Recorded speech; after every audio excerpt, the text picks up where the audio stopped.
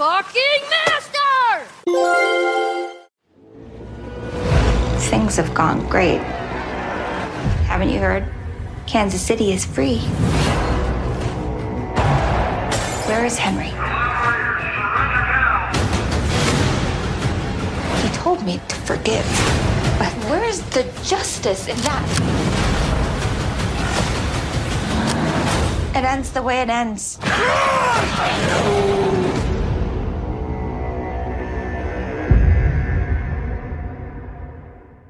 Hey, everybody. Welcome back to the Brickmasters podcast, a spoiler-filled recap show for the hit HBO series The Last of Us, starring Pedro Pascal and Bella Ramsey. And with me on this endeavor is my wonderful co-host, media studies professor, Dr. Veronica Paredes. What's up, Doc? How are you today? It's a good tag. It's a good, what's up, Doc? I like it. It's a little mixing it up.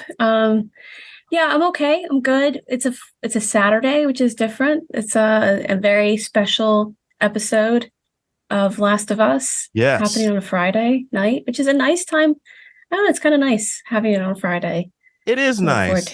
Because I think when we were younger, it felt like we're of the same generation. I felt like when we were younger, a lot of cool shit used to come on, especially for us, TGIF on ABC. You have Family Matters. I think Full House, Step by Step. Any array of different, No, I think it's just something to look forward to in the prime time to have. I think Sunday is good. You know, obviously that's the HBO time slot. That's great. But it was nice to experience a Friday version of it. For Black History Month and the Super Bowl. Yeah. Black actors in it. It's pretty good. What are your overall thoughts on this episode, Endure and Survive, episode 5, directed by Jeremy Webb and written by Craig Mazin? What are your overall thoughts before we? I think this is like one that kind of it's a really interesting one. It obviously advances things. But, you know, all the things we learn about Kansas City kind of stay within Kansas City in some ways. So I was thinking of making this parallel between the Bill and Frank episode and then this one, you know, because it's these little vignettes that they're encountering. I thought it was a really well-realized one, really well acted. I really thought the performances were really great. And this as well.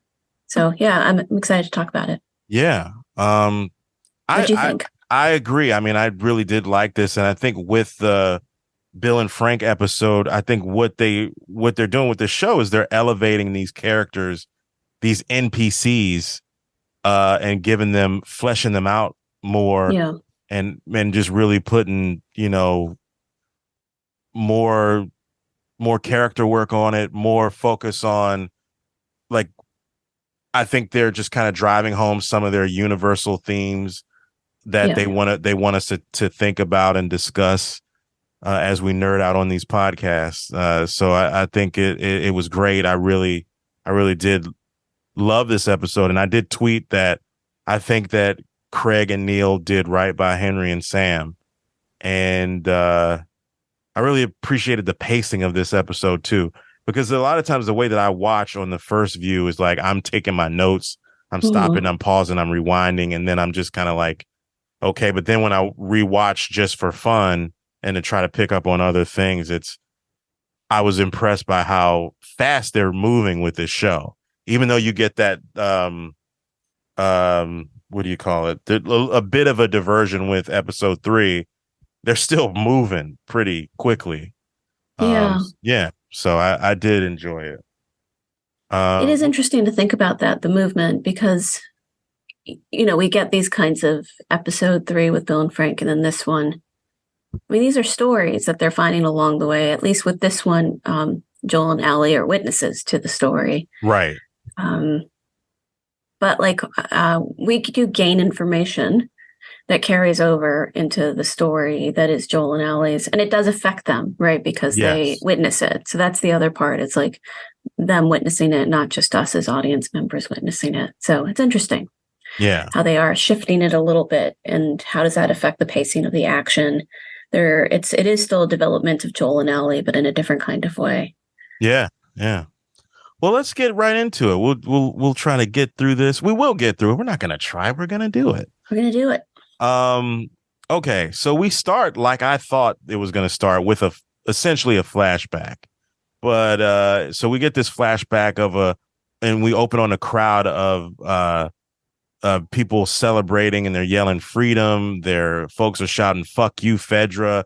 There's a montage of Fedra soldiers getting shot, hung, people getting shot in the head. They're beaten and killed. There's one Fedra soldier getting dragged by a truck and with like spikes in them and shit. And then you hear a Fedra, you hear a resistance person, which you'll find is one of, I guess we just call it Kathleen's regime, whatever. And they're, telling people that, they're gonna, the collaborators, if you surrender, you'll get a fair trial. Anybody caught hiding will face charges of counter-revolutionary activities. Then you see Henry and Sam, who we will find out to be Henry and Sam. Henry's played by Lamar Johnson. Sam's played by Kevon Woodard. And so you see them as the trucks are going by. Henry's using sign language to tell Sam not to look at the hunters. Look at me. We're almost there. Only 2 blocks. Stay with me. And then we cut to a jail where Kathleen has people locked up. Perry, she tells Perry, "I used to be so scared of these people. Now look at them." Basically they snitched on her people for Fedra to get medicine, alcohol, and fucking apples. And she says, "Did that make you feel better? Did that make you feel safe?" And she wants them to tell her where Henry is. Nobody answers. And she tells Perry to kill them. Someone says, "He's with Edelstein." And Kathleen's shocked to find this out. And he tells her that he had a place to hole up in the open, for them to hole up in the open city in case things went bad. And Kathleen says, "Things have gone great. Kansas City's free." She's being honest, but she's being a little sarcastic about things going great. Mm-hmm. So she leaves, and she orders her men to go door to door to find Henry. Perry disagrees because he thinks it's too much manpower just to find one guy. And he asks her, he says, "Are we really putting them on trial?" And Kathleen says, "No, when you're done, burn the bodies. It's faster." We'll just keep going until, yeah. And so we cut to Henry and Sam. They're in a building. Henry tells Sam that they're going up. This is the same building that Ellie and Joel are in. So they're going up, and they find, oh, no, it's not. Too early. Way too early. Sorry. They go in this building, and they find Edelstein is up in this attic. And this is the attic that we saw Kathleen and her men searching through. So they go up in this attic, and Edelstein says he got this spot from a Fedra officer. Henry thinks that they can escape town through the tunnels. Edelstein says, "Why don't you just kill yourself here?" And they don't have any ammo. Henry believes they got enough food for about 11 days. He asks Henry if Sam is scared. And Henry says, "Yeah, he saw a lot." And Edelstein says he's scared because you're scared. And then Henry goes over to Sam, who's sitting over in one of the corners of the attic. And he asks, I thought this was an Etch-a-Sketch kind of thing, but it's actually called a magic, oh my God, I just had it. Magic slate. It's a toy that you can write on and stuff disappears. So that's what he uses to communicate, because he is deaf. And, but he can sign he uses the magic slate to talk to people who don't understand sign language, rather. So Henry goes over to Sam, and it's a picture of Sam, shows him the magic slate, and it's a picture of like Super Sam, his alter ego. And Sam asks, what did Edelstein say? He tells him that, that they're safe here and no one's going to find them. And Sam's like, are you sure? Henry says 100%. And he says, see my face? And Sam shrugs. And he says and Henry says, there's only one thing. This place is ugly. And so Henry pulls out a big bag of crayons.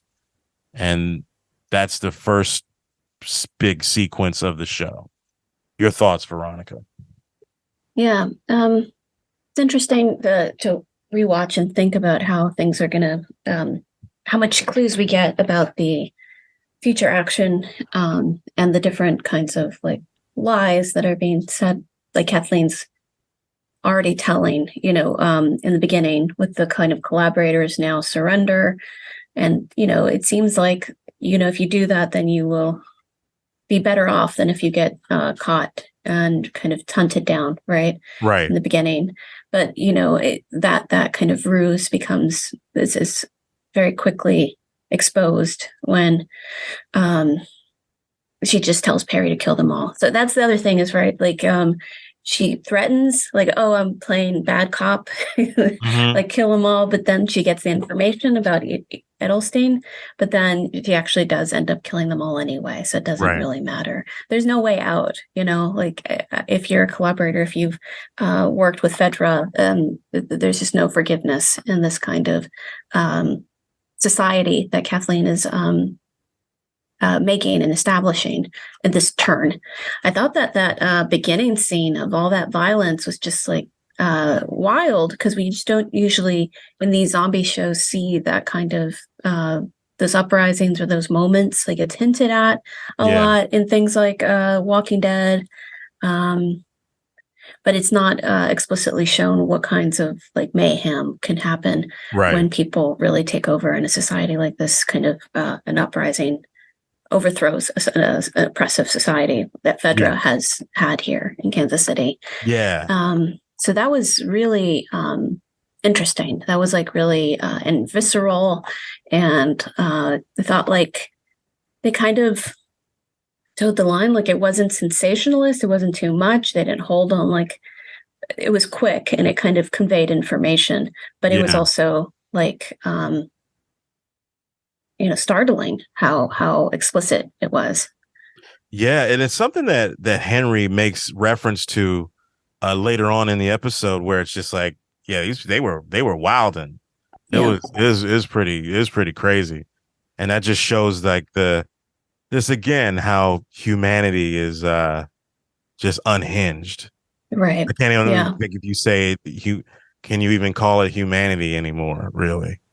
Yeah, it's Lord of the Flies type, like desperate end of the world, But there is supposed to be some kind of principles that's driving it, and Kathleen's obviously going to be the kind of driving force of that. Right. So, I thought it was a good introduction to Henry and Sam. And at first you're not sure. It doesn't say. It's just like kind of paced out. It's not like, oh, you don't have to tell Edelstein that Sam is deaf, like we just kind of, they write it in a way that the audience members pick that up, but it's never like the exposition to explain the situation is never like ham-fisted or too much. It's like it was very well, it was elegant the way they did it. All they got to do is show you, and that's what they did. Yeah. So we fast forward to 10 days later. I guess you call that a title card. It's daytime. Henry peeks out the window and it's covered by cardboard, so he's peeking out. Sam tells Henry that he's hungry. There's only one can left. He says, we'll open it later. Sam is painting. Henry looks out another window. Sam knocks on the floor to get Henry's attention. He's hungry, and it's hard to find food. Henry tells him, and then later you get Sam asking when is he coming back. They're talking about Edelstein. It's been a whole day. And he says, is he coming back? He's like, yeah. And then so Sam continues to paint. We cut to night. Sam is asleep. Henry's keeping guard, much like you see Joel do Ellie, like you saw Bill do Frank. It's morning. He wakes Sam up and he tells him he isn't coming back. Hey, I'm sorry. We don't have any more food. We need to leave. And because he's been watching them, he says, I know their patterns. We can make it on foot. Sam asks, did they kill him? Henry says, probably yes. And then Sam hugs Henry. And he says, then he goes over, he says, close your eyes, but not too tight. So he uses some of his paint and paints a hero mask on Sam and shows him his reflection through his knife. And then they're about to leave their hideout. Sam hears tire screeching and gunshots. So I wrote initially that it's probably Joel and Ellie being ambushed from their perspective. So Sid, we find out it is. Sam peeks out and he sees Joel taking out those hunters, Kathleen's men. And then he says, new plan. And we cut to them going, do we want to go this far? Why not? Yeah. Okay. And we cut, and then as they're leaving the hideout, and we cut to them going into the building. Now they're going into the building looking for Joel and Ellie. So they've been following Joel and Ellie ever since that moment.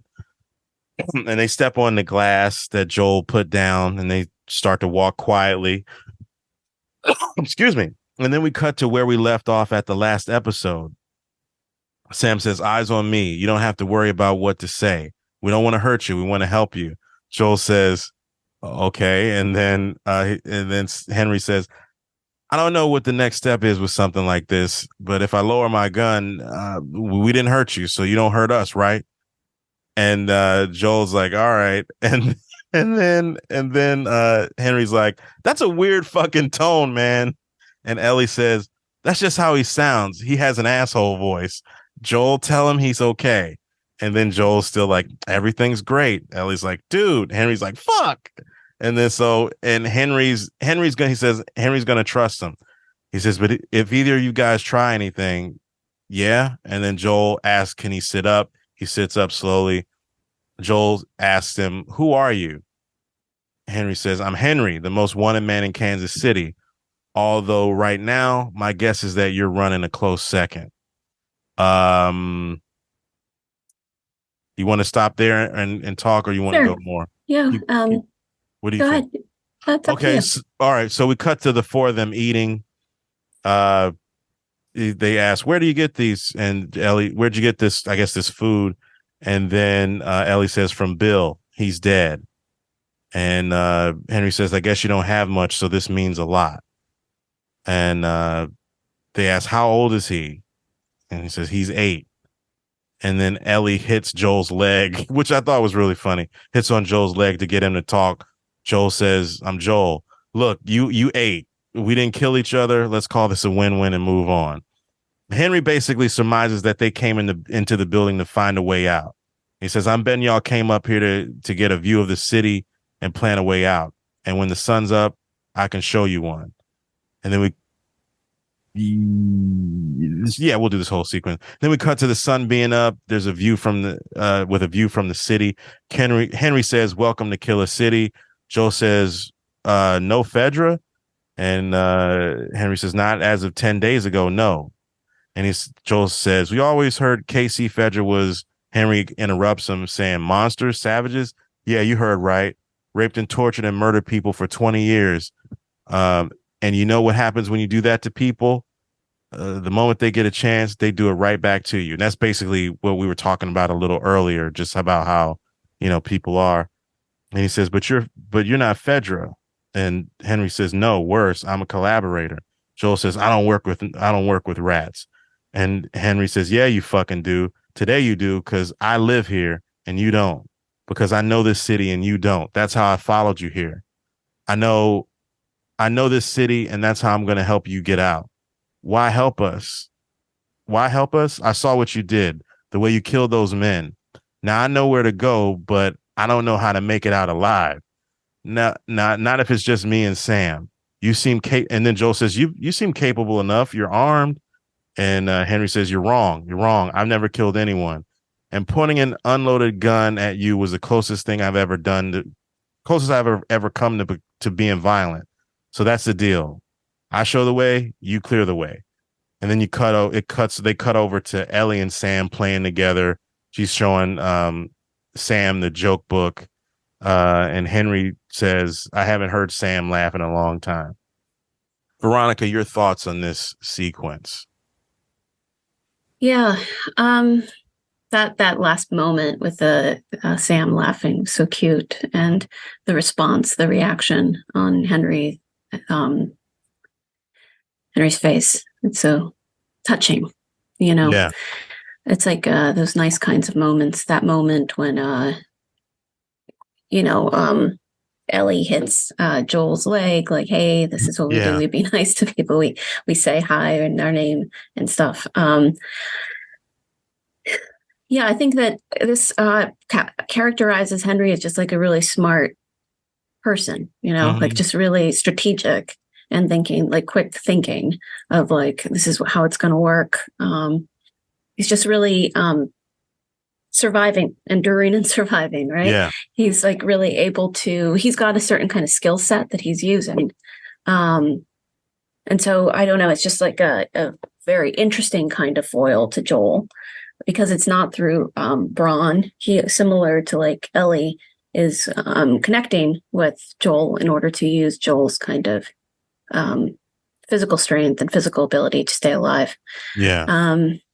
So you know, it's an interesting set of alliances and strategy that comes up. That's really actually pretty important for how to build trust between the two groups. But yes, it also has some humor, like the joke book, and then also the Joel, he has asshole voice kind of moment. Yeah. You know? Yeah. Yeah. And the way that they kind of like, you don't know it until you see Henry witnessing the ambush, or witnessing them getting caught, Ellie and Joel. So that kind of like time jump, it doesn't match up until that moment, really. I thought that was kind of neat. That was well done too. So like all up until that point of the episode, you're kind of like leading up to them, their paths meeting up with Ellie and Joel's, which is cool. Yeah. Yeah. Their paths colliding. It's almost, you think in that moment where Henry sees Joel and you think you see Joel look up, but I don't think Joel sees him. Yeah, but it does like seem like a match there. Yeah. Yeah, it seems like but it seems like Joel does, but he really doesn't. That I love how they put that together, and that moment, just like where I thought it was really funny, just how that asshole voice line is just like, yo, it's like, come on, that's just how he sounds. He's got asshole voice. That's just how who he is. Don't kill us. And you know. Yeah, it was a really nice sequence. I really dug it. And from their perspective, like, what is Joel going to do? Like, there's a kid, a small child, an 8-year-old that has a gun on him. Like, what is, I don't know. You're not going to like tackle an 8-year-old, and it's just interesting that they have. He's not. Yeah, because he doesn't know that the guns aren't loaded or whatever. Someone online said that you could look at the gun and see that there's 2 in the chambers. But like someone said he'd have to pull the trigger like 3 or 4 times in order for one of those to go off, you know. But yeah, Joel doesn't know. None of them know that. Like Ellie and Joel don't know that. Yeah, so it's pretty clear that Henry needed something from them. He's like, this is how I get my brother out. Right. Yeah. Right. Yeah, so then we got Joel asking Henry, how we getting out? And we cut to Henry drawing a map, and he tells him that they're essentially surrounded by Kathleen and her army throughout the city. But then he asks Sam, how do we get across? Then he bangs on the table. Sam looks up and he says, how are we getting across? And then Sam writes down on his pad, tunnels. And there's maintenance tunnels that'll get them to safety. And Joel asks, like, what do you need me for? He tells him that about the infected underground, and Fedra drove them down there for like 15 years ago and never let them come back up. And he said that's like the best thing that they ever did. But everyone thinks it's full of infected. And so Kathleen and her people won't go down there. But a Fedra guy that he knows told him that it was clean, completely clean. They cleared it out about 3 years ago. And Ellie asks, says, what if we run into the blind ones? And Henry says, you ran into a clicker and you're still alive? He says, you're the right people. And he says, if it gets bad down there, we'll turn around and we'll run right back out the same way we came. And Joel says, that's your great plan. And Henry says, no, that's my dicey as fuck plan. But as far as I can tell, it's our only shot. Then Sam asks, what are they saying? Henry says, they're going to help us escape. And he says, right. And obviously, when I say Sam says it, he's either signed it or written it just to kind of cut me from, blabbing too much. And so we cut to them walking through the bank and they find this tunnel entrance. Joel tells Ellie to get her gun out. She does. They open up the door to the tunnel and Henry says, see, it's empty. The plan is good. And Joel says, shh, the plan is good. We've been down here 2 seconds. We don't know anything. And Henry says, your dad's kind of a pessimist. And as soon as he says that in unison, you hear Ellie say, he's not my dad. And Joel says, I'm not her dad. And they say that in unison. He says, point your light forward and be ready to run. And so they progress through the tunnel and they see what looks like child's artwork painted all over the walls. That's an Easter egg from the game. It looks like it's an elementary school area, like one of those preschool areas. Joel says he's heard of places like this, these underground settlements. Ellie asks what happened to them, and Joel says maybe they didn't follow the rules and they got infected. And Joel sees a drawing on the wall of a man named Ish, and Ish is a character. Let me see if I will just read this blurb from the Last of Us wiki. Ish was out to sea for several months after the initial outbreak before being forced to go ashore near a Pittsburgh sewer entrance. He took up residence inside, constructing his own safe house. He lived in a small room like area with a metal door and fence for protection. He also collected lots of newspapers, sticking on a notice board within the room. And then in need of supplies, he searched the nearby suburbs where he encountered a family, Susan, Kyle, and their children, who, much to his surprise, did not shoot him on sight. They traded supplies with each other before Ish returned to his hideout. Ish, lonely and realizing that there was no point in surviving alone, then went back to the family to offer them refuge in the sewers. The group obliged, and the safe house eventually became a thriving community. They had a school, makeshift beds, shower stalls, and even rain catchers.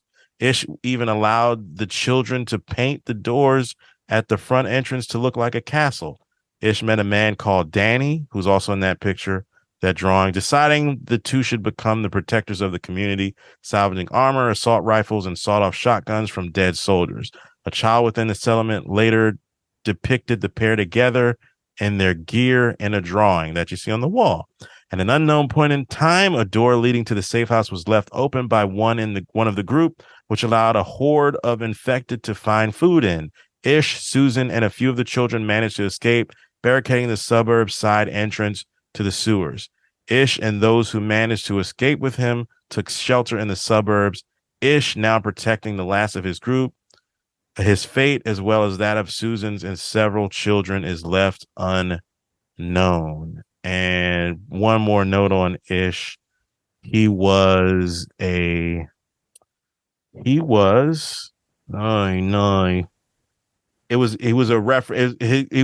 after the protagonist Isherwood Ish Williams in the post-apocalyptic novel Earth Abides from 1949 by George R. Stewart. And that character establishes a community of pandemic survivors. Well, in the novel, Ish does teach kids in his community. None of them ever go aboard the ship. Ish, being a sailor, bears a light of resemblance to Ishmael, the main character of Herman Melville's Moby Dick. So that's the notes on Ish. I just wanted to give that background since most people who do podcasts about this show talk about Ish. And you learn about him in the game through letters that you collect. Okay. Yeah, so there's a bunch of stuff there. Okay, moving forward. Sam sits down at a table looking at all the toys there. He looks down and picks up a Savage Starlight comic book, another Easter egg, which is a collectible, the collectible in the video game, and in part one and part two. In part two, they're collectible cards from these different characters. Anyway, so Ellie says, "Oh, I love these," and she says she has issues 4, 5, 6, and 11. Sam writes that he has 5, 6, and 8. And Ellie says which is one of the sayings in the comic books. She says, "To the edge of the universe and back, endure and survive." And, they make this big endure and survive, like which one would one of the characters would say. Joel tells them to keep it down. They're not out yet. And Ellie's like, "Can we just rest here for a while? There's actually shit to do here." And Henry says, "It wouldn't be so bad to wait the light out a bit. It's safer in the shadows when we pop back out on the other side." Joel relents, and you cut to Sam. They cut to Sam playing and Ellie playing soccer. Another Easter egg. They do that in the game also. Joel and Henry are sitting together at the table. Joel says to Henry, "If you were collaborating to take care of him, I shouldn't have said what I said. I don't know your situation. And I'm not saying they should let it go, but all things considered, seems kind of cruel to send a whole army after you like that." And Henry says, "I wasn't exactly telling you the truth before about me not killing someone. There was a great man. He was never afraid, never selfish. He was always forgiving." He says, "Have you ever met someone like that? Kind of man you'd follow anywhere." And he tells Joel that Sam got sick with leukemia, and there was only one drug that would work, and Fedra had it. So he gave up the leader of the resistance movement to get drugs for Sam. And he says, "Do you still think they should take it easy on me, or am I the bad guy?" And he says, "The answer is easy. I am the bad guy because I did a bad guy thing. You get it, though. You might not be her father, but you were someone's. See, I could tell." And then Joel gets up and says, "We waited long enough." What do you think about these couple of scenes, Veronica? Yeah, that scene, that actor is acting. That is that was a good just the way that his story is told and the way that he acts it out, and Joel's response, and then like you're saying, the cut of like, okay, well, let's move on. I don't want to think about these things. I think there's a moment that someone pointed out on YouTube. He looks down at his watch when he's like looking at it. Like if Joel looks down at that broken watch, he don't know, it doesn't tell time. So why he's looking at it. It's 3:30. We got it. The shadows are moving. No, and he's thinking about Sarah. Yeah. But yeah, I think it's some parts of this episode are a little explicit in bringing up these kinds of principles of the show. yeah, definitely. This happens. There's a monologue that Kathleen happens later on in the episode as well. Yeah. Where it's like, this is the thesis of this episode. And of the series, of the game. Of the series, yeah. So this is one of those moments. But I thought that message. Just like, yeah, exactly. But watching the actor playing Henry, it's just he's so say his name, Lamar Johnson. Just the way that he's going through that monologue that he has there, it's like really actually there's more going on there just beyond the words. And he does, animate it and bring it to life in a way that I think feels believable. Of course. Just the humor, like it seems like Henry is kind of like between Sam and Ellie, right? Or like there's a relationship between those three in the age thing. Like Henry doesn't seem that much older. And Henry seems like early 20s. In the game, Henry's more of a like, it's almost like because Lamar Johnson's like 28, even though he doesn't play 28 on younger. Screen. He's playing much younger. And the way that he was portrayed in the video game, he's more capable. Like him as an NPC helps you fight and like kill people, so it's like this is a little different. I like it. I like that they've done that because it's also there's always this assumption, right, about the that bad guy. Yeah, like as a black man, he's going to be a killer or something. Yeah. But he's like Ellie. He says things like, "This plan worked." Yeah. Right. They go in and it's like, yeah, look at the tunnels. They're totally free. So I think that there is a lot of skewing. Like Sam's presence allows Ellie to be younger and to delight and kind of have pleasure and things, and I think that Joel's presence allows Henry to also, I mean, to even maybe be reliant on Joel.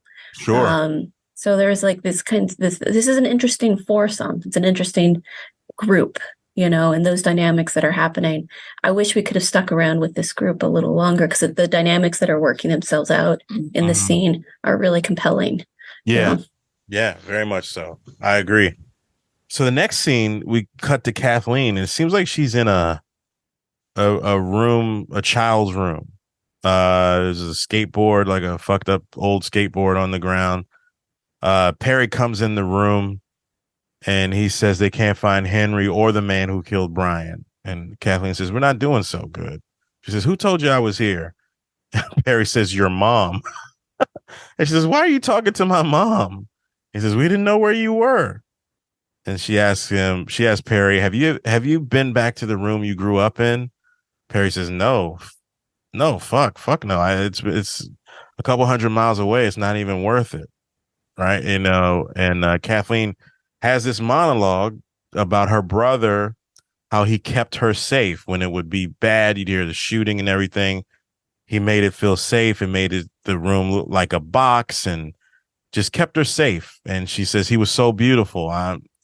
And she says, "I'm not. I never was." And she says, "He would be horrified by the things I've done.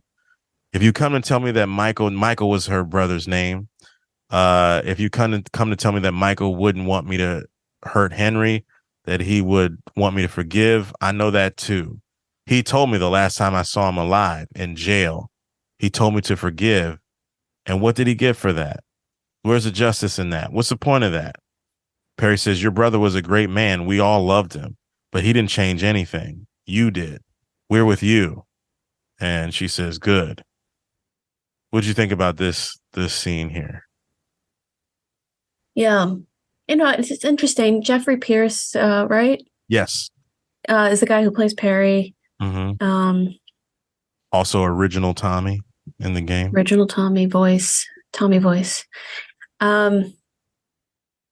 Yeah, I see what they're going for, right? There's all these mirrors, foils, relationships that to compare to the core relationship between Joel and Ellie. So all these things about trust, power within within a partnership or within a relationship, protector, vulnerable, all these kinds of things that are happening. And here we get to know that it's not Perry and Kathleen that are paired up in this way. It's Michael, right? And yeah, is this the moment when we realize that, like, from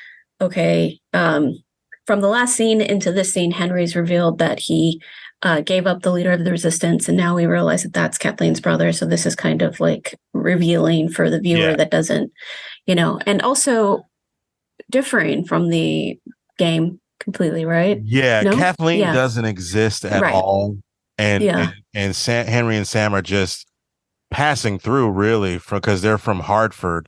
And that QZ got destroyed or whatever, and they're just passing through. They're not like public enemy number one. They're just people that don't want to get caught up in that shit, And what they did that I like that they did this in this adaptation. They're actually were a part of the community, and Henry fucked them over, and now this is why she wants them to pay, even though I understand why she feels the way she feels. I'm not with her. You know what I mean? I understand the motivation, but it's like, nah, I'm with these guys. Right. And this shows her, at least, as the bad guy, struggling with this choice that she's made, and this kind of vengeance and thirst for revenge that she is going to enact and that she's pulling all their resources for. But the thing of like Perry being behind her is very interesting. I think that there's not much for the Perry character to do here. Like, No, it's a he's really just her interesting right-hand man. He's just carrying out, like, because he did love her brother and everything, but it's like she was the one to get the job done, really get the job done. Because Michael wasn't gonna fight. But in her, they kind of I've heard them say online, like, she's kind of like this twisted kindergarten teacher, the way that she delivered some of her lines, especially when she was in the jail. And what did they said that character, she was like did you listen to the podcast at all? I started it. It's long. It's longer than the others. Yeah, it's about an hour. It's about an hour long. And but I began listening to it. They referenced like a character, I think it's Madame Bovary, that once started out kind of meek and humble to like a monster of a character. But that could just be any character where she's this meek and humble. You could even say that about, Walter White in Breaking Bad, Sure. They always say Mr. Chips to Scarface or whatever. Yeah. But she was pushed to be in this position that she really doesn't want to be in. And she's trying to come to grips with that. Yeah. I think the performance from Melanie Lynskey is there. There's something that's not quite connecting in the scene, I think. I see where they're going with it. I see what they're trying to do. But there's something that's like that's what Paul from Heavy Spoilers said. Like he doesn't like, it's something about that character that's not connecting. And it's not that Melanie Lynskey's a bad actress. I think she's great. I just think it's just an interesting choice that they went with her. I know there was some controversy where a recent winner of America's Top Model or something was talking about her because of how she looked, I guess, because they were like, oh, she shouldn't be like she's well fed, or she should look like more muscular. That's or something. Really weird. It's some bullshit on there. I don't really, but I know that there's been some backlash, and her husband had to get online and say, "Oh my God." It was Jason. I think it's just Jason Ritter is her husband. Yeah. And he had to come John on Ritter's son. Yeah. Right? The late, great John Ritter's son. And I'm like, damn, it's a bit much, but it's just like, I think for me, it's not the Melanie Lynskey thing. I think it really works in the prison when she's like, and I think in a later scene, it really works. This scene that they're trying to like a heart to heart between her and Perry. I'm more specifically saying this scene. I feel you. But no, I don't think that I'm not thinking that she doesn't fit in this character. I think it's an interesting character. I wish they could have put a more interesting scene here. I feel you, because in that way, because it's like, I know what you're trying to do.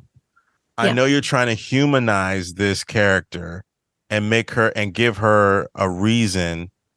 I understand her given circumstances and why. I'm not going to agree with it. And I'm not going to.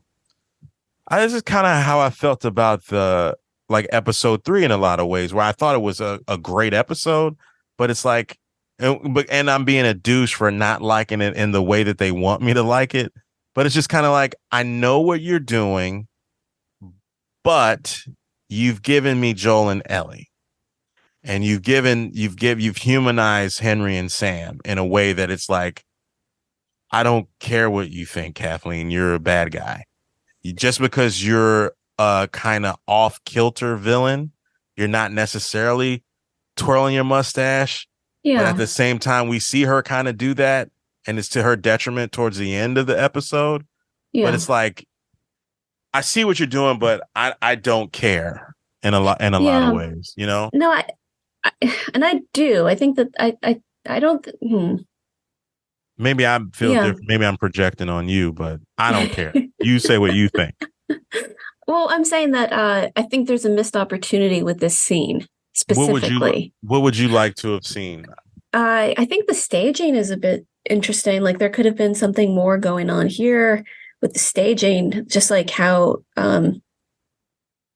I think that there could have been a deepening of this kind of principle that they're trying to get to about her like choice. This is a choice inflection point for Kathleen. So like, really, let's I think they have the material there for, okay, she's at odds with what Michael would have done, what her brother would have done, how he's told her to forgive Henry, and she's really not willing to do that. Yeah. And I think Perry's, supportive and sort of also still like a minion in some ways, like he's not ceding that kind of submissive role to her. So it just, there's a lot more kind of things that could have amplified or accentuated this kind of relationship that I think is a missed opportunity here. It's more a monologue, right? This is a monologue for Melanie Linsky. And I just think that that's interesting, and she does it well.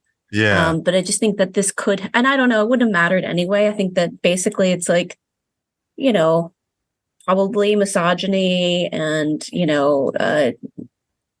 not wanting Melanie Linsky, like not just like the reactions that you're pointing to about like her turn or whatever. Yeah.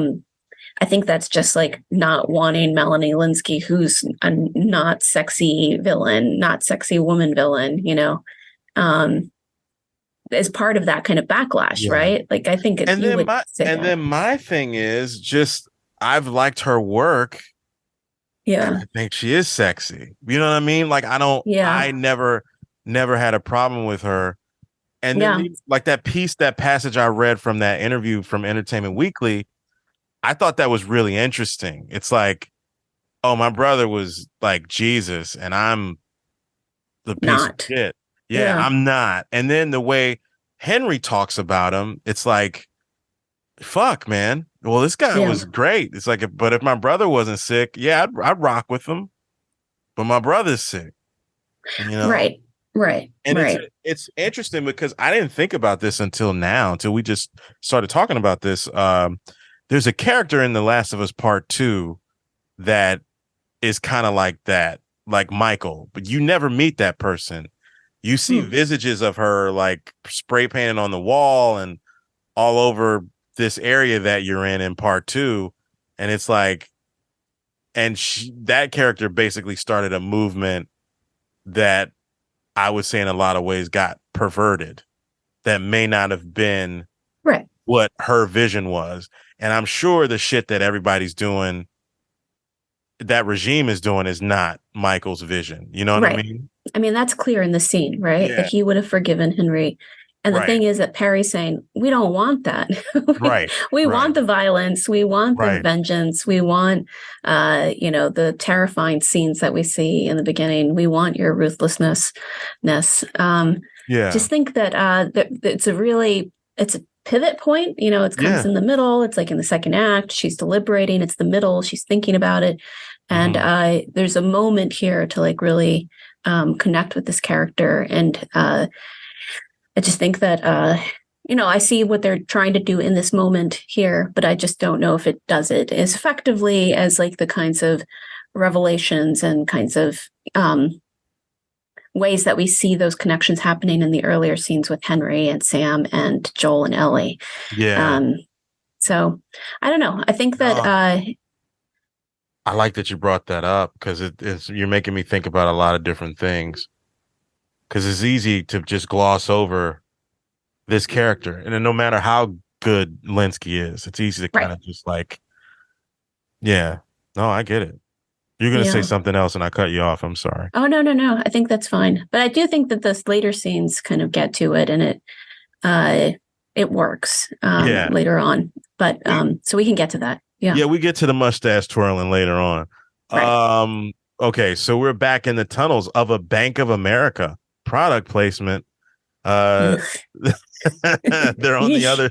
They're on the other side of the suburbs now, and Sam wants to know why they can't use their lights. It's dark out there. It's pitch black. Henry says he doesn't want to draw attention. Joel doesn't want them to draw attention. Sam says there's no one here. Henry says no one is here. No one's gonna be here because my plan worked. And Joel said so much goddamn talking. And Henry says, I'm just saying, I delivered. Make this right, go down the street, embankment behind the last house, and we're out. And Ellie asks, so we cross the river, and then what? What are you going to do? And Henry says, I don't know yet. Ellie says, well, she and Joel are going to Wyoming, and Joel gives Ellie a look like your mother gives you when you hit her back of her leg with the shopping cart. And Ellie's like, what? It's a huge state. It can fit 2 more people. And Henry's like, yeah, maybe we just call this one a success and say our fond farewells. And Ellie says, no, he'll change his mind. Trust me. This is how it goes. And she mimics Joel. She says, he's like, no, Ellie, never, ever gonna happen. And then I'm like, I'm going to ask you a million more times. And then we hear, bah, gunshots. And it's a sniper, just like in the game, but it's different because in the game, it's at night. In the game, it's in broad daylight, and this one's at night. So there's guns. There's the gunshots are going off, and they look up, and the gunshots are coming from this house. And Henry and Sam run away until the sniper shoots at them. They run back. That's another nod to the game. But we'll talk about that a little in a bit. So they run back to Joel and they say, what do we do? Joel tells them to stay here. And if you don't move, he's not going to hit you. He says, I'm going to go around and try to get in the house through the back, and then I'll take him out. And Ellie says, if you go out there, he's going to kill you. Joe says, it's dark and he has shit aim. Nobody's going to kill me. And Ellie says, but he's going to kill us. And Joe says, do you trust me? And Ellie nods. I really like that moment. Like Ellie was scared and Joe was like, do you trust me? I'm going to take care of this shit. So Joel runs to the back of the house and goes inside. Before he goes inside, he sees the bridge, which looks like that bridge in Pittsburgh, but it's obviously not. And like and it's like kind of gold. Like it's in the game, it's like stuff that's kind of gold in the games are like checkpoints where you can just kind of see where you're supposed to go. You see your destination. Okay, so then Joel runs to the back of the house and he heads upstairs, and he sees this old dude sitting by the window with a rifle. Joel says, put the gun down, slide it over to me, and then stay up here another hour. That's all you have to do. And he says, please don't do it. Please. And the guy motions that he's to shoot Joel, and Joel shoots him and takes the rifle. And then we hear over a walkie-talkie, hear Kathleen over the radio calling for this old man. His name was Anthony. And she says, hold him there where they are. We're almost there. And then Joel looks out and he tells him to run. We see this demolition truck with a plow on it that says run. They made a reference to that in the previous episode, where Joel's talking about, anyway, you guys remember. And on the plow it says run. And they're clearing out all the abandoned cars in the way. They're chasing Ellie, Henry, and Sam. Ellie shoots back at him as she's running from them. Joel's rifle jams. He's taking a shot, and eventually it unjams, and he kills the driver of the main demolition truck, and it crashes into an abandoned house and blows up. Sam grabs Ellie. Kathleen's men are searching the area. Henry says, I'll come out. Then Kathleen starts a monologue, and she says, this is what happens when you fuck with fate. I just said blah, blah, blah, because I don't care. But it's a very telling monologue. And he says, basically, I'm gonna come out. Kathleen's like, no, you're with Sam, and you did this for Sam, and then you're with the guy who killed Brian. Basically, it's over for you. She's doing the mustache twirling, and he's like, he's a fucking kid, and she says, I don't care. Kids die every day. That's going to bite her literally, in a few minutes. So Henry tells Ellie, he says, get ready to take him and run. And Henry gives himself up. Kathleen pulls her gun out, and she's about to kill him until something from underground pulls down one of the Jeeps and into the ground, and Kathleen and her men take their aim off Henry and draw their weapons towards the hole, and it's a horde of infected that they start running out of the hole. Kathleen and her men start shooting. Joel is shooting at the infected from inside of the house. Henry, Ellie, and Sam start running from the house. This is just like the game, except it's in the daytime at the game. of the game. We see Ellie crawling through all the chaos. We see Perry say, run him down, talking about the infected. Ellie jumps into this abandoned truck. We cut to a bloater coming out from the hole. The bloater is making its first appearance on the show, and it starts picking up people and slamming them down like the Incredible Hulk did Loki. It looks over at Kathleen and Perry. Perry tells Kathleen to run, find cover, and don't look back. He starts shooting at the bloater. He runs out of bullets. The bloater picks up Perry and decapitates him, just rips his head off. It'll do that to you in the game if you get too close. Like if you even touch it, you're dead. So we cut to Ellie in the truck. A stalker. I thought it was they call it a clicker, but it's a kid. It's a child clicker climbs into the truck and comes after Ellie. Ellie hops out of, and it's really scary the way it flips out. And that's a real kid. That's a kid. I got some notes on this kid. It's the clicker child from episode 5, was played by 9-year-old gymnast and contortionist Sky Cowton. A baklava. Yeah, she was fantastic. I want to share this with you so you can see. She was a baklava-like mass made it easy to remove the clicker head and eat, but the hero actors required a long process to remove their prosthetics for a break. I did have I texted my homie Tim Hall a picture of the guy who played the bloater. The bloater was played by Adam Basil, a 6'6" UK stuntman who worked on Game of Thrones.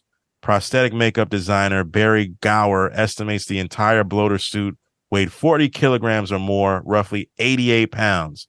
Jeez. There were 10 to 15 stunt performers dressed in clicker costumes and 40 to 60 infected. It took a team of 65 prosthetic artists 5 hours to finish all the makeup. Since the clicker attack takes place at night, the makeup process would start around 3 or 4 p.m. to begin shooting at 9 p.m. Shout out to SAG Overtime. They got paid. All right. So that was cool. So back to this. So Ellie hops out of the truck. She sees the infected going after Henry and Sam. Joel is shooting the infected around Ellie, sniping them off. She goes over to where Henry and Sam are being attacked and kills 2 clickers with her mama's switchblade, and she's stabbing them up. They run until they're stopped by Kathleen. She tells them to stop. She's pointing her gun at them, and then a clicker leaps on her and beats the shit out of her and bites her. It kills her. Joel tells them to move, and they're running away. What did you think about this sequence, Veronica? Okay, Chris, I have to be honest that I was howling, laughing at this whole sequence. Okay. The moment the horde comes out from the hole, now I rewatch and it's like, okay, the physics, the kind of story dynamics, it's all there. Like in the very beginning, you have the confession from the imprisoned collaborators that are then shortly thereafter killed.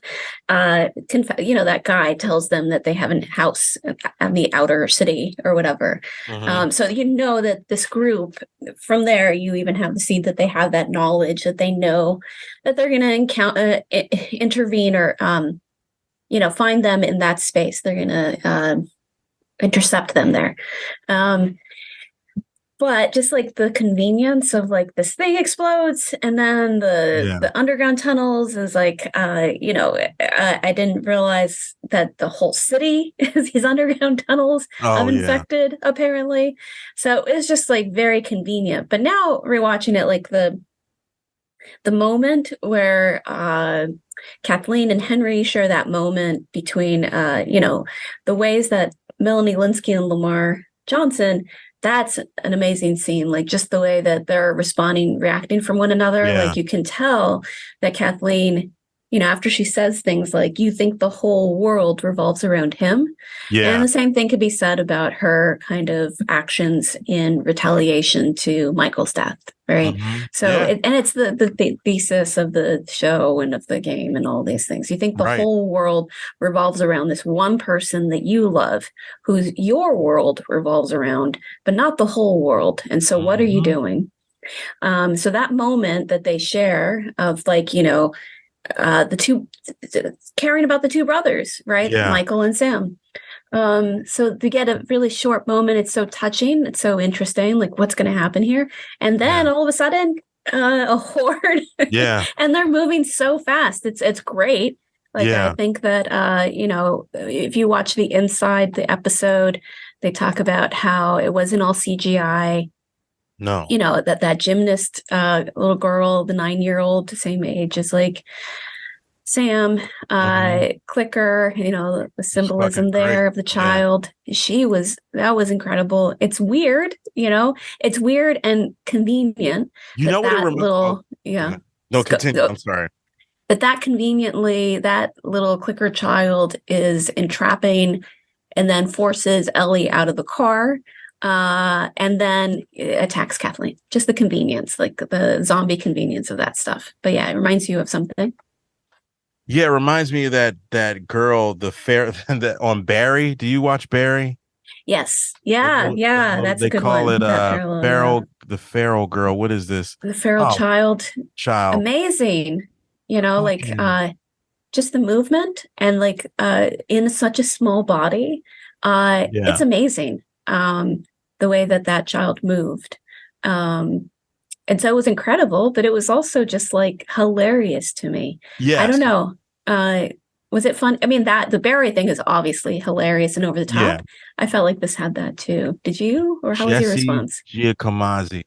No, I wasn't like, it didn't, I understand why you thought it was funny. When I was watching it, I wasn't like, oh my God, but it was like, oh, we finally got the bloater. And you're like, oh shit. And then, they're going to get through it. But it's just, I just thought it was cool. Yeah. I liked it. I really dug it. That was a good scene because it was just like, it's one of those like one of those moments where it's like, you think he is the, whatever I love your delivery of Millions case kind of delivery there. You think you think the world revolves around him. Well, that's kind of how she went at it. It was good the way she did it. And it was just like, it was like, fuck you. Cause I know who I care about on the show already. It's like, I'm sorry about your brother, but I'm Team Henry and Sam and Team Joel and Ellie. So you're an impediment, basically. You and your regime. Well, yeah. Who wants a cute child that's surviving all these things, survive leukemia? An adorable deaf kid with leukemia. Fuck you. Who wants to see that child be decapitated by a bloater? No one wants to see that.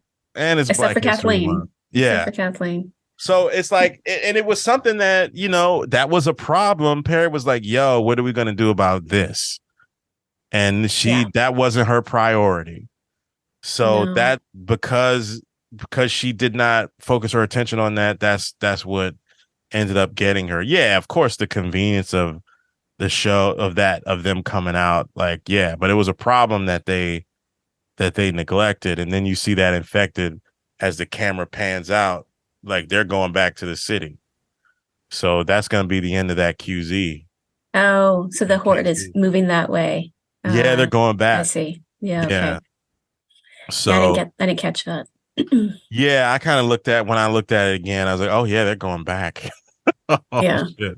So yeah, it's a just like we have like multiple scenes of the Kathleen getting attacked by the little feral child. Yeah, that's how they kill. Like they do. Like they'll get on top of you and start beating the shit out of you and killing you.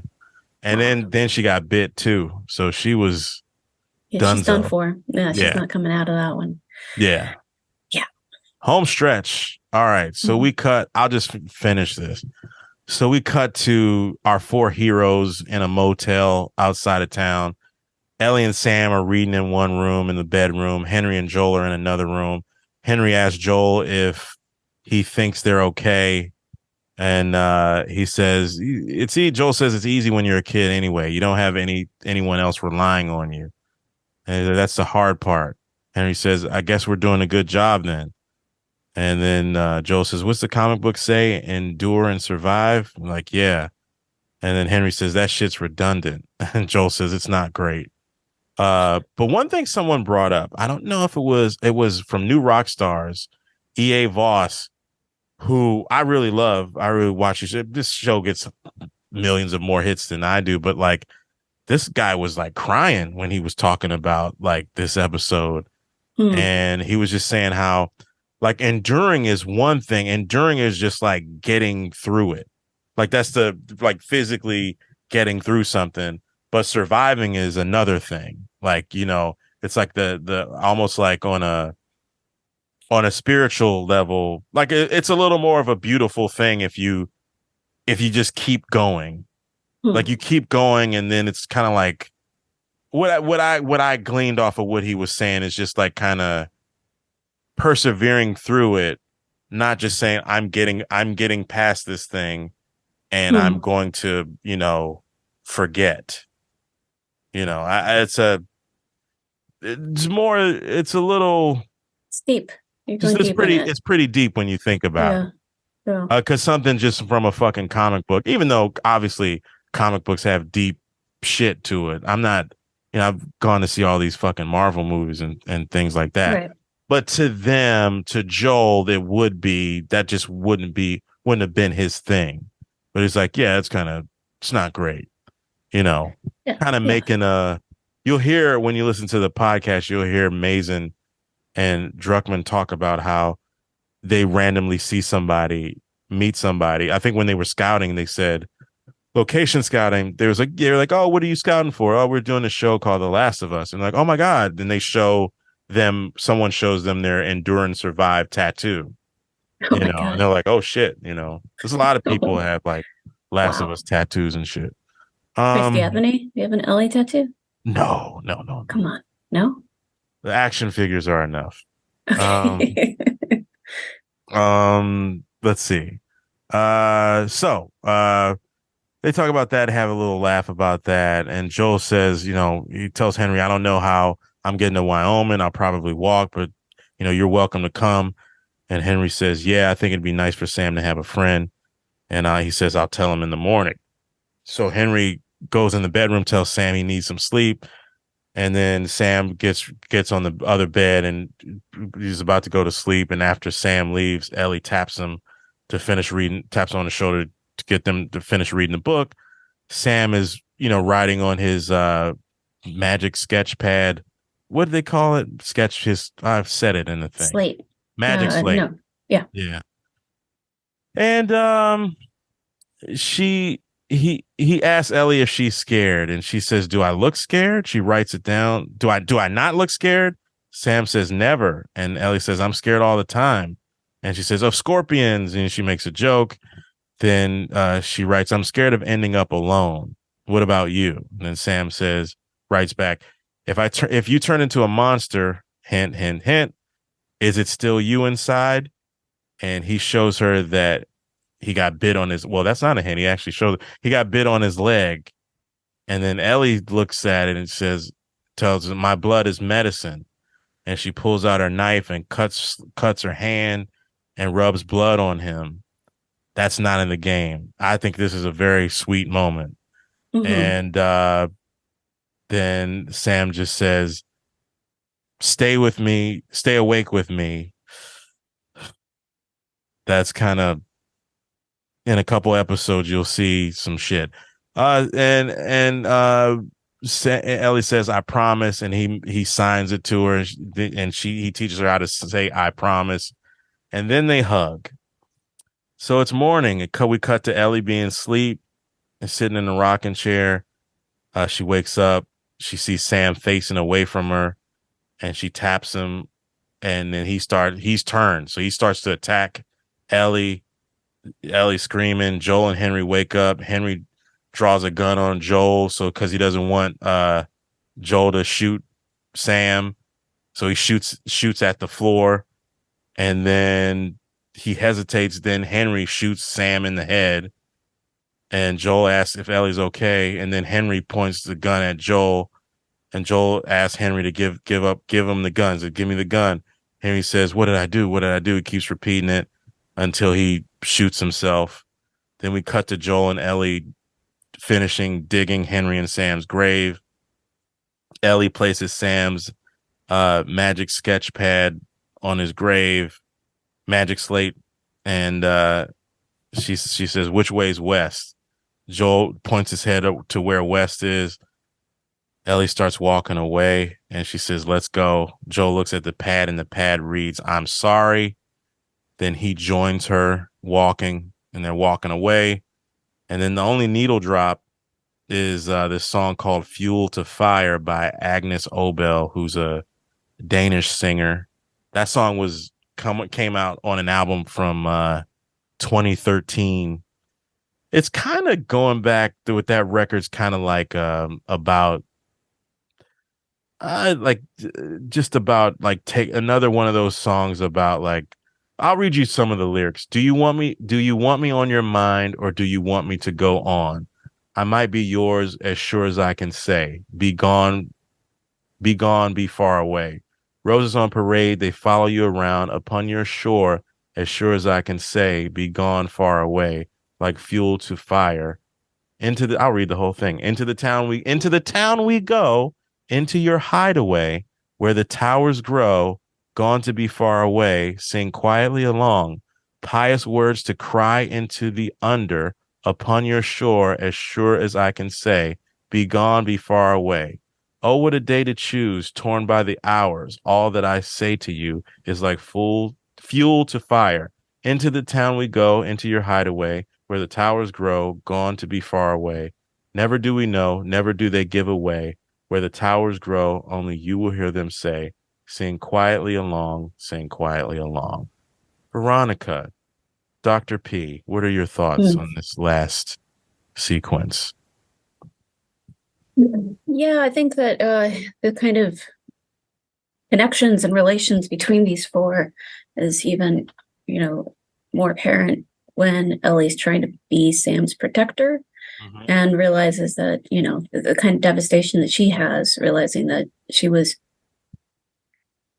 naive or misled, or, she had too much,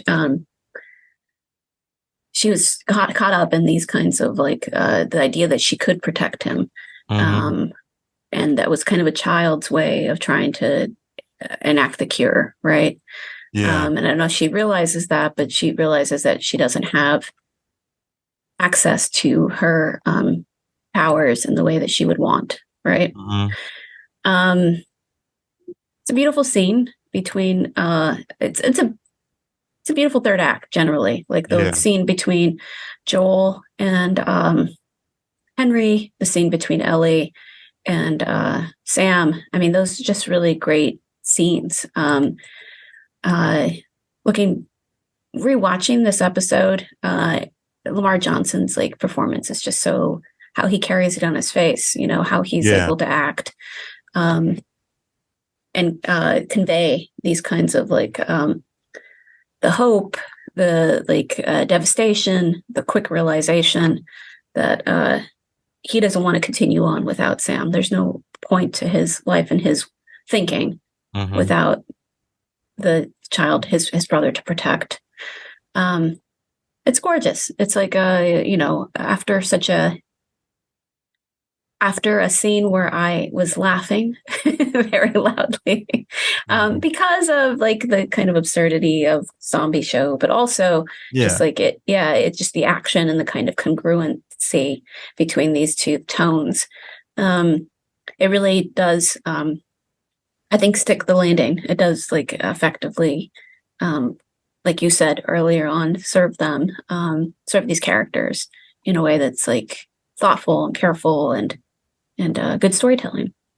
Yeah, I really did like it, because this is a point in the game where it's like, where I remember playing through this, like I just played a long stretch of this game and I was just like, fuck, like if you don't know that that's coming, it's just like, holy shit. And then when this happens, in the game, that's why I say this show is more hopeful than the game, because in the game, Henry kills himself, blackout.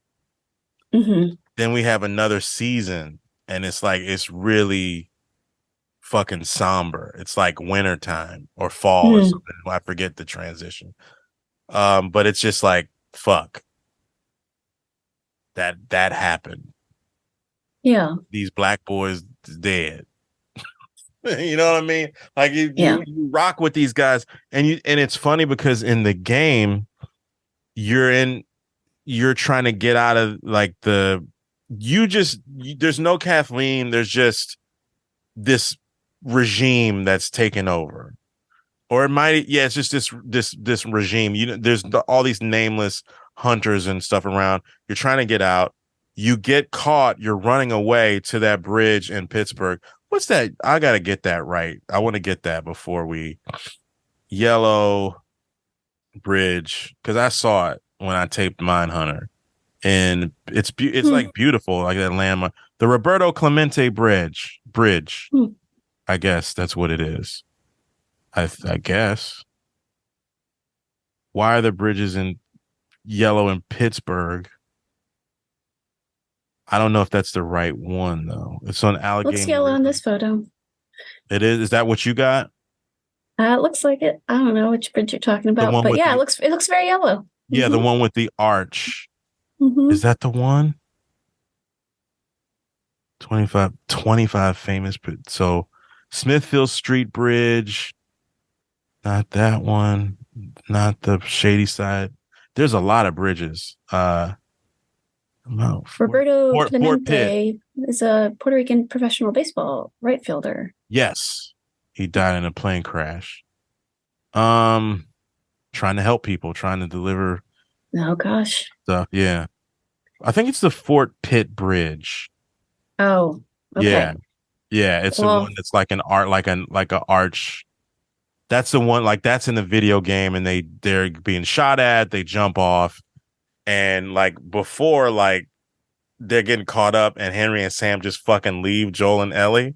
And it's kind of funny. It's like, oh, the black guys were just fucking, I'm dipping, I'm out, fuck y'all. And they end up, and Joel and Ellie jump off, and then Henry and Sam have already made it to safety, and they help Joel and Ellie get back. They get them offshore. Then they go into the tunnels, and they have those moments. They have that moment together, and they fight infected in those tunnels, which is probably one of the you meet up with you encounter these stalkers in that sequence, and that's pretty hard because you get cut off. Joel's with Sam, Henry's with Ellie, kind of like kid swap, and then they're like you're with Sam, and you're trying to get rid of these infected, and it's even more dangerous. So like I was saying, it's just even more, it's just really dark, and I thought they did justice. I thought they really did justice to these two characters, and this was one of my main concerns about the game. And now my concern is going to go to like to Riley, who we'll meet in a couple more episodes. But yeah, I thought it was beautiful. I was just kind of bummed. I knew it was going to happen, but I just liked how they did it. And it was really, I think the fact that Sam was younger made things more palpable, because I think they were looking in the game, Sam's like maybe 12 or 13, and 8 to 12 and 13 is pretty big when you're a kid. So apparently they couldn't find anybody. And then the podcast tells you like Mason and Druckmann couldn't find anybody. And then they just put it out online where they were like, we're looking for a black kid who's deaf, age 8 to 14. And young Kevon was the best young man for the job, and he won the role. And then it kind of just changed the dynamic of that, and just made it even more like, ooh, he's a baby. Yeah. You know what I mean? Yeah. So it was really good. I like this one. I think this might be so far, I think it's my favorite episode, even though just looking at structurally, it's the end of it's like a part two, kind of like what they did with the first episode. It's just a little more uh streamlined, I guess. Yeah, Part two of part two of the like a really nice continuation of the previous episode, okay. episode Yeah. 4. Yeah. I see. Yeah. And also I think it has a lot of parallels to episode 3, the Bill and Frank episode. Yeah. In the this is the story of Henry and Sam. Yeah, I thought it was I'm excited to see where they go from here. The laughing about it, I think that's also them stepping up the action kinds of parts of it. Yeah. That's exciting. It's going to be interesting to see how they maintain that kind of balance of tone. Yeah. I think you're going to see going forward. Yeah, you're going to meet another big bad who's a person. It's because it's really, and then you'll be reintroduced to one essentially if you're really locked in with Joel and Ellie. Anybody who's against them is basically an enemy to me. Like if you love these two characters, and if you've been riding with them for this long, maybe you'll feel the way I do. I'm trying to make people feel like I feel, but yeah, it's I think a lot of the knock on this show, people say it's boring. I think they expect more action because it's based on a video game. But one thing you have to do in a video game to keep the story progressing, you do have to fight more infected and take them down. And that's the action. That's the it's part of a video game. But in a story like this, you don't need that. Yeah. And even go ahead. Sorry. No, you go ahead.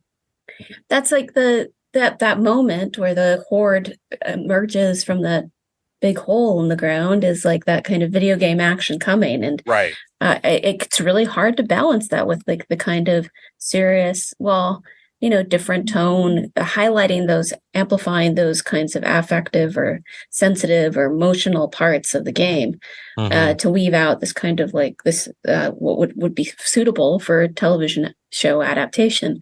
So I don't know who's saying it's boring. Some of the people some people that I know, and then some people that like I watch, and I look at them I try to see what folks are saying and what people are saying on Twitter. It's just like, then you find out that a lot of them don't really watch TV, and they don't ever watch films or anything like that. So it's going to be that perspective is going to be off anyway. It's where you just say like, I want a story. And this is one of those games where it's like, oh, the narrative is important. It's like, yeah, you want to get through these sequences. You need a fucking break when you're taking down this horde of infected, or if you're just encountering these creatures, you need a break when you get done with that shit. The worst thing I did as a gamer was plow through The Last of Us Part 2, which is almost a 30-hour game, over the course of like 4 Friday, Saturday, Sunday, Monday, over the course of 4 days. Yeah. And that was a lot. You've never been the same. I've never been the same. Yeah. And the way, because it's hard, like going through all that, it's a lot. Yeah. It's a lot. And it's heavy. It's heavy stuff. It's not just like mowing down brown people to get a fucking chalice. Yeah. You know what I mean? Yeah. Like the stakes, there's heavy stakes. And it's the things that happen with those relationships that these characters have with each other that make you care about them when they're in these perilous situations, I'd say. Yeah. It's interesting. Yeah. So, what are you looking forward to? Well, I'm looking forward to seeing the trailer. They're going to be in Wyoming. I don't know it seems like they cover so much in these episodes that I don't think we're gonna. Yeah, they're gonna be in Wyoming, and I want to see how far they get after this. After this episode, we're gonna see Tommy. We're gonna see his wife. We're gonna meet her. That's Maria is his wife, and we're gonna see what we didn't see. We'll talk about it. You won't be. Veronica won't be here next week, but it'll be talked about with someone or by myself at some point. That we see some things that we're going to see some things early that we've seen in part 2 that are going to be that are going to be here. The settlement. We're basically talking about the settlement in Wyoming. So I don't know. I know where we're going, but I don't know how that's going to look. Basically. Yeah, I want to see. Yeah, what's going to happen with when Tommy comes, and if there's going to be more kind of background. This question that we've been asking in the beginning around like where Joel is from in this series that might be different from the game. If they're going to flesh some of that out, if they're going to address like what kinds of racial and ethnic demographics we might see in Wyoming. I just don't. I'm curious about. I think we'll see. We'll probably. I mean that area. You see us. It's post-apocalyptic though too, right? I mean, it's, it's totally. They have some indigenous actors like that are going to be in it because I've seen the actors that are going to be in it, and you can just look at when I look at like one of the most recent movies I've seen like that take place in that area, Montana Story, with my girl Haley Lou Richardson. One of the characters is just brown. And they would be up there. You know what I mean? Working. Yeah, no, I'm not saying that I'm expecting them all to be white. I'm curious to see what they're going to do, what the show is going to decide to do. Oh, racially? Yeah. They're not going to address it. They're just going to show it. Okay. Well, that's what they've been doing. Because you're going to look at Tommy next week and be like, oh, okay. I mean, you're going to see that what he looks like, and you're going to be like, all right, I see what y'all doing. Pedro Pascal is a little easier to like Americanize him in a lot of ways. And some of the stuff that I've seen him in, other things that I've seen him in the past, like Wonder Woman and like stuff where his ethnicity doesn't really.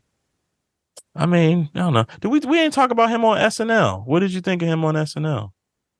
Yeah, that it was. He's funny. He's got different things. That some of the. Oh, I was gonna say we had talked about it a little bit off mic, but yeah, my favorite sketch I think was that the chili dogs or something, or like Wings. The Wings. That was funny. Yeah. That was, and it had like other effects and things that were happening. I think that was the best sketch of the episode. There was interesting kinds of, just the same as like when Aubrey Plaza was in that one episode. The character that she played in Black Lotus was kind of like a caricature of a Puerto Rican. A Puerto Rican caricature. I kind of would expect that out of her. Yeah, it wasn't surprising, but yeah, I didn't know there was a new So there was the sketch when Pedro Pascal was on. Where he plays like a mother, a kind of protective, obsessive mother, and like they're speaking in Spanglish. And I didn't realize that the new SNL cast member. Let's see.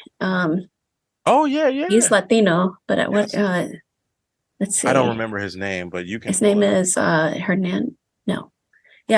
Hernandez. So that's in addition to Melissa Villaseñor. She left. Oh, she did. Okay. Yeah. She seemed happy as shit. They couldn't find. It just didn't seem like a good fit for her. Like I think she's super talented. I really like her. I like her a lot. I think she's beautiful. She's talented, but she didn't seem really happy there because they didn't use. It's a weird gig. Yeah. It's not for everybody. Like it's a different beast. Like some people say it's not funny anymore. I hear comics talk about that shit on podcasts or whatever. it's a different beast. But they know motherfucking well if Lauren Michaels was like, "Hey, I just want you to write for the Yeah, of course. okay." He'll do it. It's an institution. You know what I mean? It's a stepping stone too, right? It's like or not a stepping stone, but it opens all these doors, I would Yeah. imagine, right? Yeah, So it's people like, work for years off that shit. yeah, People that yeah. work for years that shouldn't be working are working because they got that credit.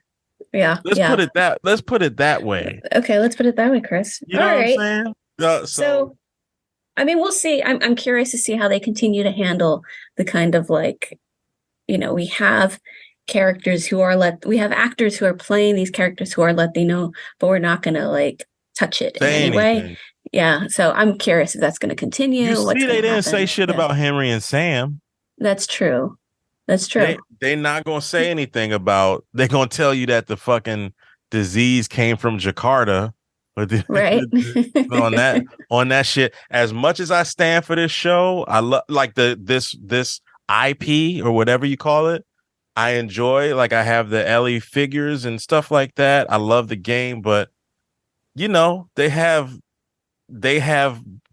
blind spots. Yeah. And it is what it is. And I wouldn't be me, and I don't want to speak for you, but knowing you for the almost going on 2 years, I think like you would agree that damn, where was I going with that? Was trying to be profound. I'm like not trying to speak for you, but I think that you would be remiss if you didn't recognize like what the fuck is going on.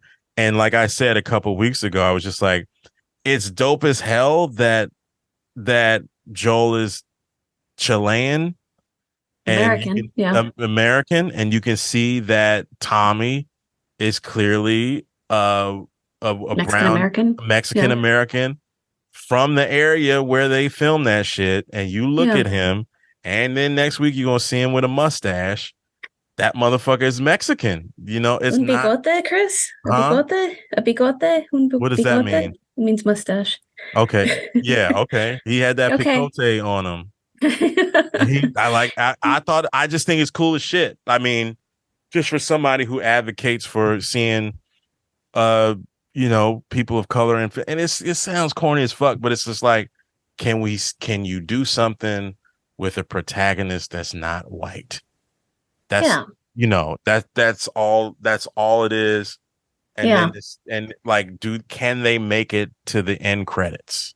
Right. You know what I mean? That's another big question. Right. But it's interesting because, when I did start listening to that, the official podcast, the show podcast, and they are talking about Sam, and there's a change of Sam being deaf in the show, but not in the video game. Right. Mm-hmm. And so that's another thing of like, they use the character's deafness to like structure some things, but it's also this thing of like, can we have a character who's not necessarily playing a character where that part of their identity is the key kind of aspect of their struggle or of their kind of whatever story. And yes. And to your point, and the fact that he is deaf is not the impediment. It's the fact that he had leukemia. Yeah, that's the other thing that they were proud of. Yeah, was something that was like, yo, it didn't have nothing to do with him being hard of hearing. It's it's cancer, and that's what was, I guess, Henry's inciting incident to take matters into his own hands and give up Michael. Yeah. And that's where he gets put in the situation. So it's just interesting the way that they're, using difference, using diversity, or using all these kinds of representation in ways that still kind of, I don't know, that kind of sidestep it, or all these different things. Obviously, the way that they structured the character being deaf was a different kind of thing than character being Latino or a character being Black. Yeah. But I think that, it'd be nice if we get a character that lives that's that's Black. Yeah. Basically. Yeah. Can we have that? From a storyteller as great as Neil Druckmann, and we'd like to see him do that.